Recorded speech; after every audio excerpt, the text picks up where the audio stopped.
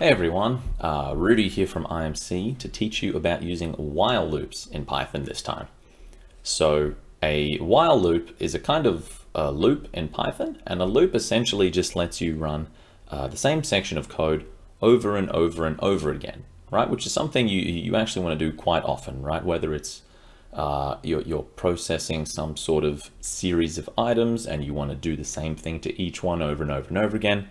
You know, let's imagine we had like a whole bunch of trades. We might want to look at each trade, do something to each trade over and over and over again. Very useful construct, and we're going to look at how you set up a while loop in Python.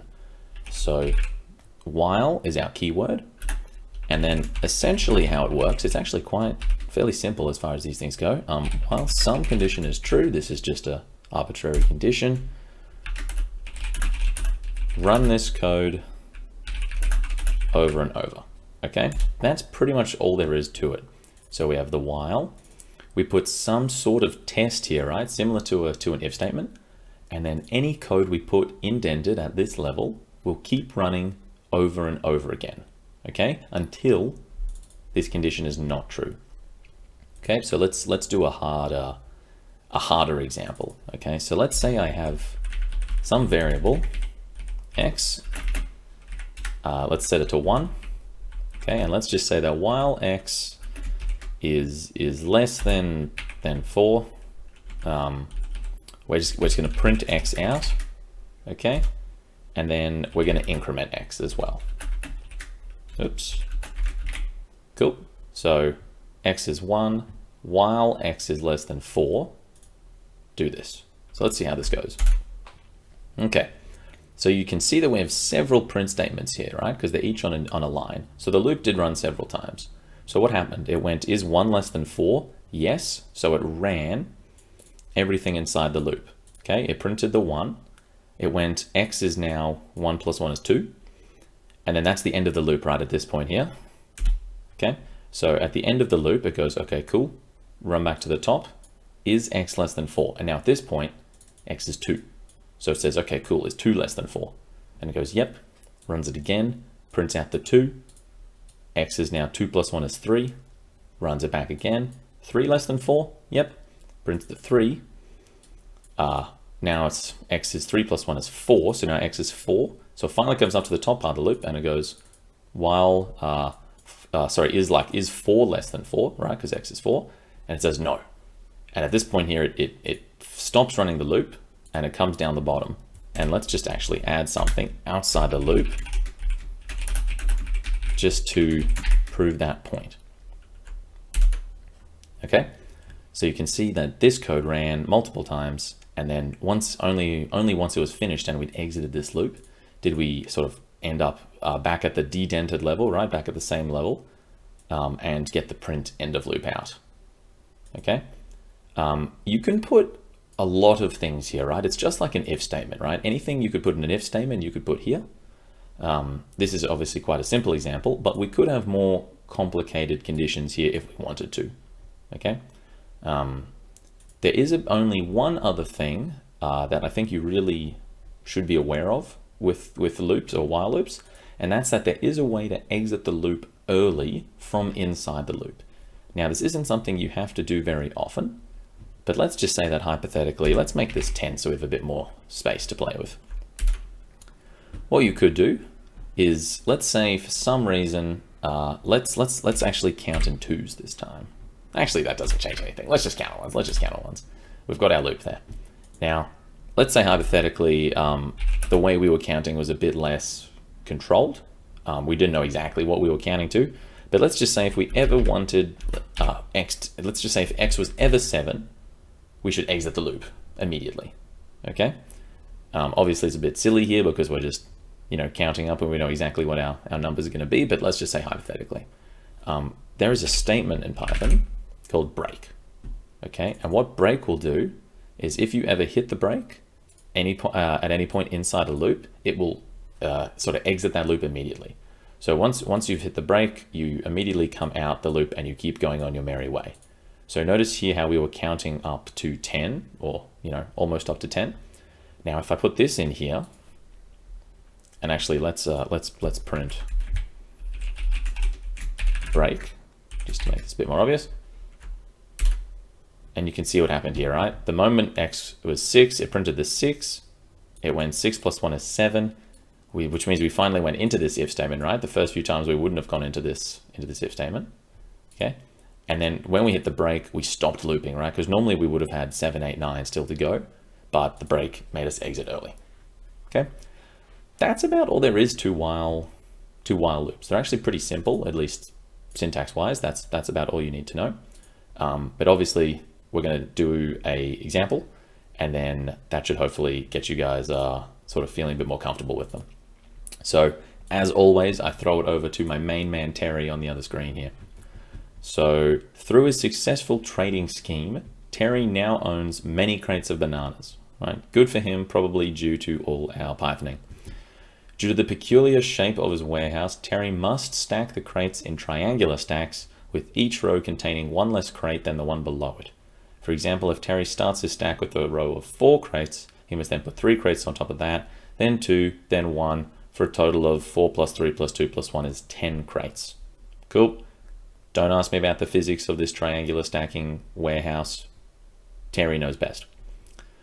Write a function stack total, which takes a single argument, the number of crates in the bottom row, and calculates the total number of crates in a given triangle Terry triangle stack.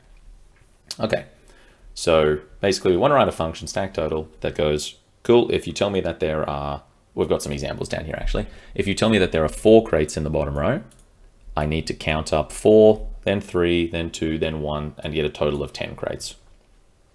Cool. Got some examples for you guys here. I want you to write your stack total function here.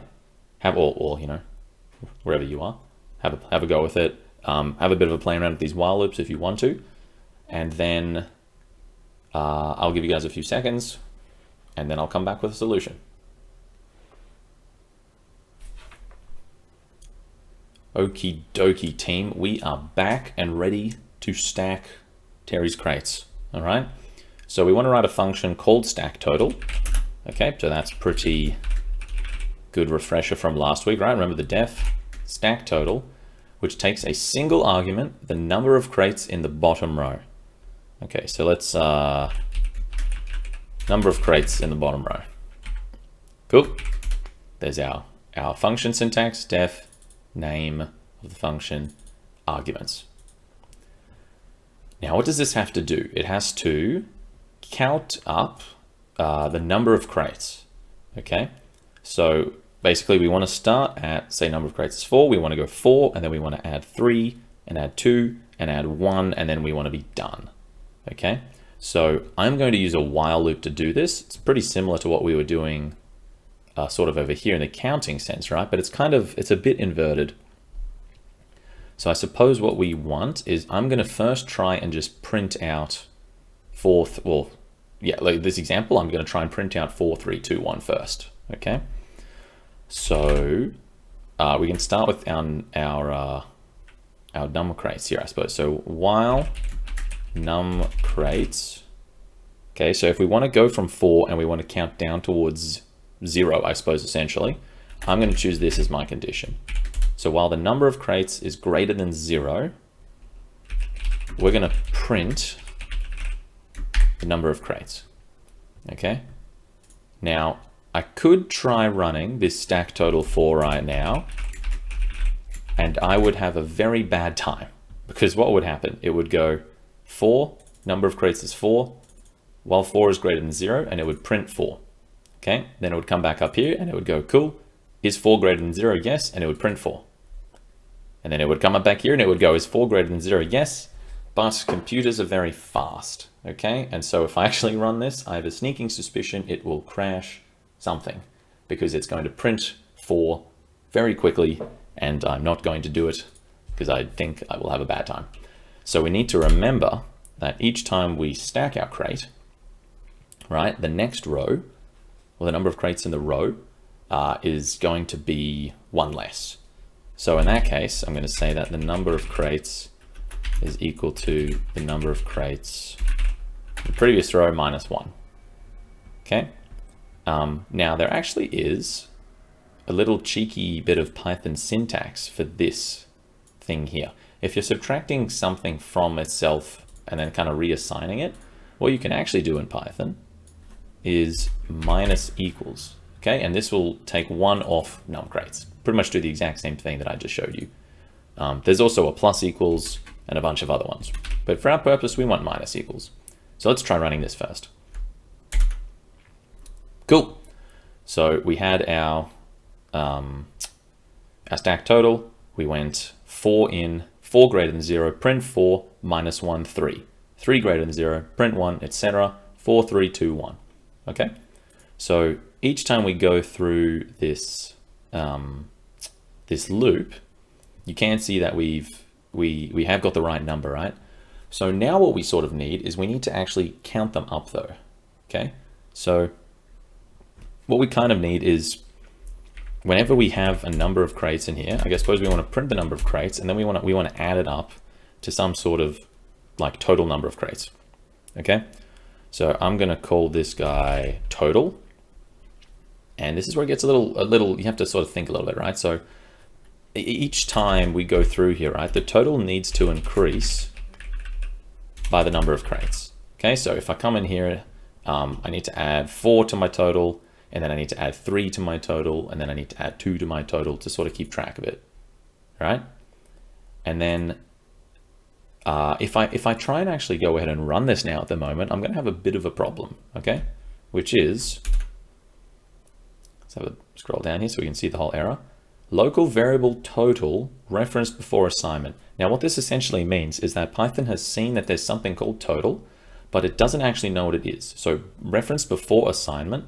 Assignment is when we do something like this, right? The single equals, and then Python goes, okay, cool, I know what X is. So at this point here, we're saying we want to add something to total, but Python's saying, I don't know what total is, right? Which makes sense because we never told Python what total was. So what I need is I need to start with my total being something, okay? So conceptually, before I've stacked any crates at all, okay, how many crates have I stacked in my total stack? Bit of a sort of roundabout trick question, but the answer is 0, right? I have 0 in my stack. And so this makes sense because the first time I come in and I have 4 crates, I want to add 4 to 0. So I could add the total equals 0 line like this, okay?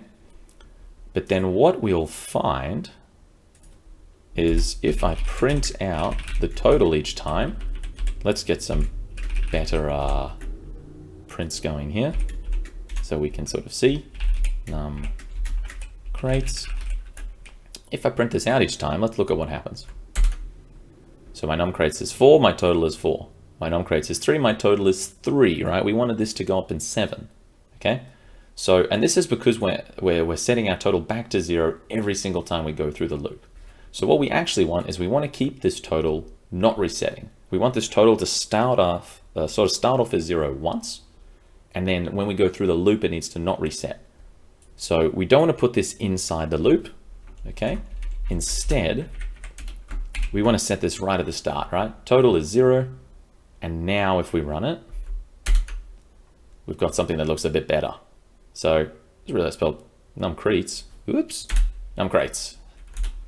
So we have 4, 4, 3, 7, 2, 9, 1, 10. So this one's looking way better. Okay. So what I'm going to do now is I'm going to sort of finish it off. I'm going to clean up my prints, and I need to remember, right? This is a function, and what we were supposed to do is return the total number of crates in a given triangle Terry stack. So I need to remember to return my number of crates, okay? So if I put my return in here, right, what's gonna happen? My total, oh sorry, number of crates, excuse me, my total. My total is only 4, okay? So what happened?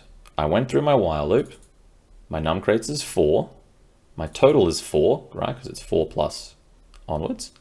And if I return here, right, we can see that I've actually exited the while loop at this point. So just to sort of show you, just remember that the return always exits the function, even through a loop, okay? We won't keep going through the loop, we will exit. So we want to make sure we run through our entire loop before we return out at the end. How do we do that in Python? We make sure it's outside the loop, okay? Similar to our print end of loop part. We only return once we've gone through the entire loop. So now if I run my stack total 4, we can see we get 10. Let's try stack total 6. Okay, so we should get +5 + 6. So another 11, 21. And there's our 21. Okay, so that's the while loop with a couple of gotchas in there, just things about, knowing that your return will exit out of your loop, seeing where you want to set variables inside the loop or outside of the loop. These are the kind of main things that go wrong when you're playing around with loops like this. But hopefully sort of feel a little bit more comfortable after helping Terry out with his stacking. Okay, so that's while loops. I will catch you guys in the next episode.